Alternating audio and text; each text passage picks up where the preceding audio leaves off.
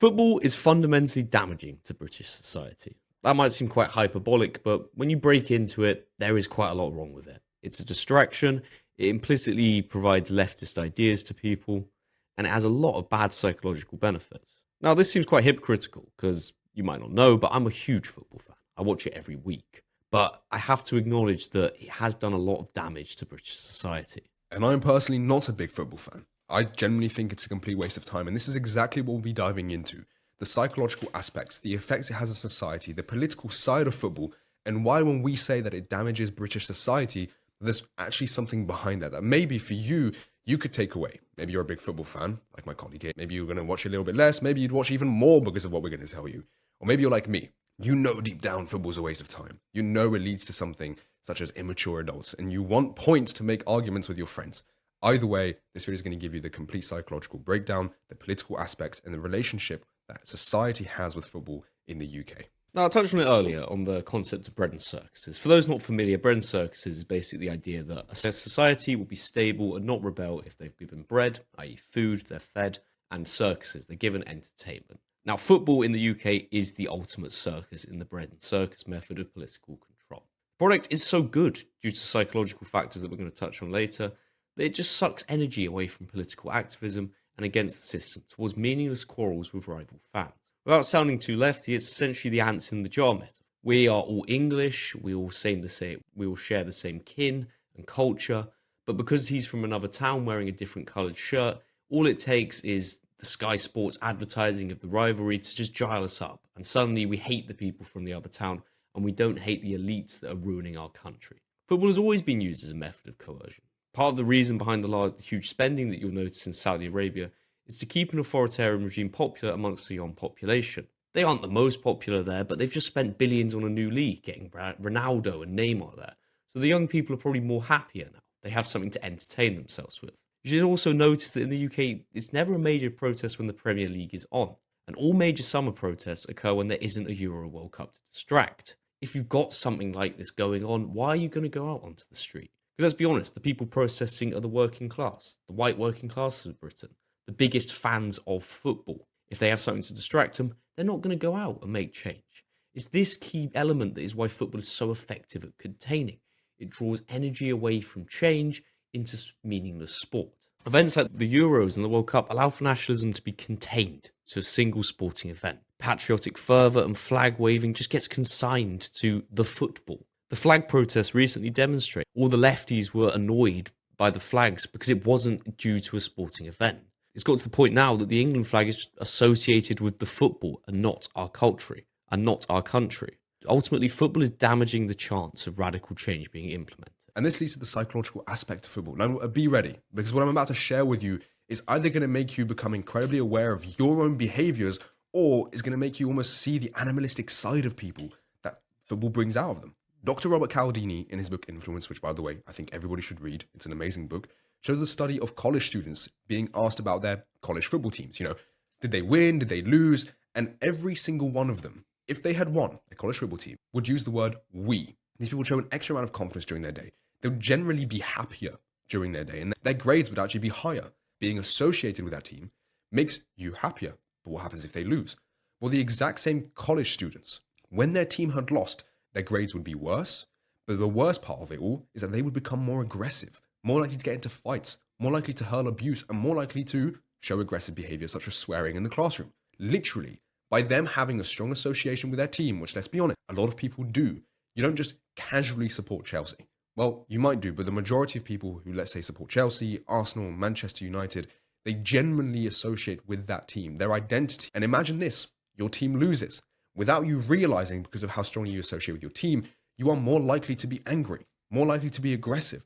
Now, there's obviously the meme in which the abusive 50-year-old husband drinking Carling hits his wife for not bringing him a sandwich after England loses in the Euros. The final thing is the irrationality in the tribal them versus us mentality based solely on what team you support and what shirt you wear. Now, the them versus us mentality in a national sense is a great idea, right? You're going to defend your country more if you completely despise the guy over the channel or if you completely despise the enemy within.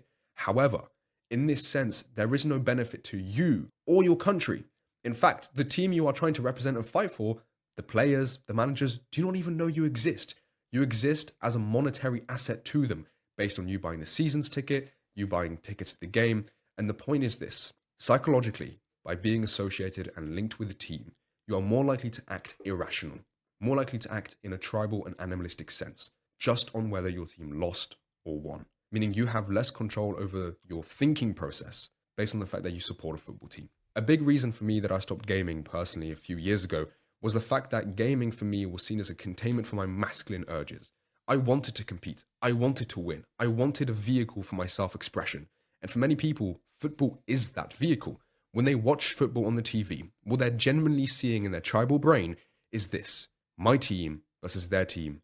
It's a fight to the death. The one who wins has achieved ultimate freedom by defeating and conquering and competing against their enemies. The thing is that by watching football, our brain, it assumes we've achieved that same conquest, and therefore would lead to us trying less hard in school, would lead us to being lazier at work. Why? Because our brain assumes we've already achieved that ultimate conquest and vanquished our enemies, when in reality, you might still be at the lower rank of your jobs in the corporate world, you might still be making minimum wage, you might still be unhealthy, unfit. All that dopamine that led you to feeling good in your football aspect of life has led you to being behind in every other aspect. Moving away from psychology and looking at perhaps some more political implications of football. One of the first ones is the idea of nationality and race. Now, this is a touchy subject, and I don't want to get too into it that much. But simply put, international football blurs the lines between who is actually of a country and who isn't. This isn't an attack on ethnic minority footballers. Any successful immigrant that plays for the English national team is just such an easy slam dunk for those that deny the idea of a national race. When debating these people that deny the idea of an English ethnicity, one of the classic arguments is, oh, you're really going to say Osaka isn't English or Ian Wright. And this has huge detrimental impacts on the narrative. It's very hard to argue that a hero of the national team isn't English. Also, the high amount of people of immigrant backgrounds in the football national team is a very good pro-immigrant argument for people. If England were to win silverware, then given the large numbers of players with immigrant backgrounds in the team, it stands to reason that a massive argument then for increasing immigration would revolve around us not being able to win it without immigrants. Look, it's not the end of the world as distinctions can be made and the populace has been red-pilled, but it's definitely worth considering that any success that this current national team has is going to be used as a huge tool to deny the idea of an English race and also to increase immigration to the country. Football has also become far too internationalised and is essentially just a big advertisement for globalism. There's a recent series by Academic Agent critiquing right-wing ideas, and one of his first videos was on the idea of ethno-narcissism. And he's essentially correct in his hypothesis on football. To win in football, you have to sign from around the world. You can't prioritise a local area. You have to import from abroad to get the best talent in. This means that because winning is the aim, clubs previously attached to local areas are made up essentially just all of foreign mercenaries. There's no longer a guy that used to go to school with playing left back for your club. It's some random guy from Poland.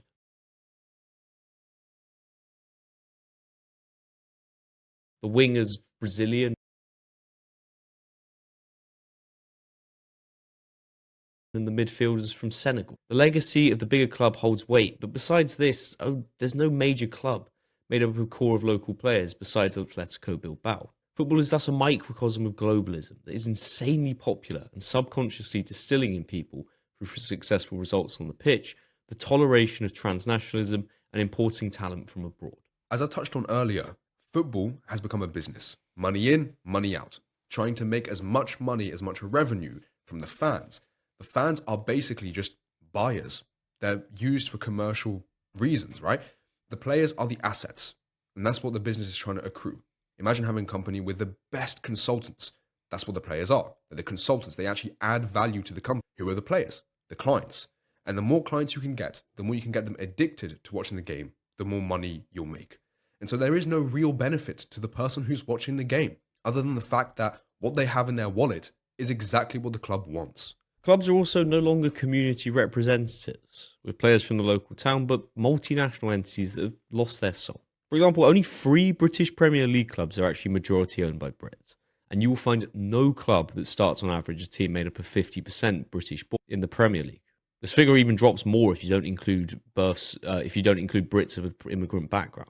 Gone are the days of the Celtic Champions League winning side all being born and bred in the Glasgow area. Clubs are also run on a profit model, and like European countries using their once proud identity as a means to get tourists in, these businessmen are just using the history of these European clubs to attract people to support them, spend money on merchandise, etc. Clubs charge such high prices for tickets that those going from their local area to watch them play every weekend are essentially spending most of their incomes on a club owned by a man from Qatar with no attachment to the local area.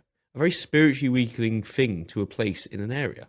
It also creates stadiums that are filled with tourists going only for pictures, but will spend a lot in the club gift store. As established, football is a distraction. Distractions obviously exist and need to be present in a functioning society. But the value of the distraction, like other entertainment means like cinema and TV, is losing the value it once had. Football is not inherently all bad. One can look down on the pros dedicating hours of time and large amounts of emotion on kicking a ball, but can hopefully at least agree that it's better to do it to a team made of people from the same town that they might know, a stadium filled with locals that they can chat to, and a club owned by a local success story. These clubs have advertised what a quote-unquote real fan looks like. And the real fan has more merchandise than anybody. He has the exclusive limited time shirts. But what do all of these have in common? Well, the real fan is simply the one who spends more money for the sake of the club, not the one who, in their heart of hearts, supports the club more than the others. This commercialisation has also had bad political implications. Given that the success of a business in recent times has revolved around adhering to the liberal agenda, broadly, and the changing of football clubs to run for profit capital ventures, it means that club identities have been co-opted to be more left-leaning. The organised fan groups permitted by clubs must adhere to certain agendas. This can be seen most visibly with pro-Palestine supporter clubs. Not necessarily a bad thing, but let's be honest, definitely a left-wing thing. But also with more subversive means, like the rainbow armbands, the Black Lives Matter kneeling, and other liberal agendas parroted by clubs and players with huge swathes of influence.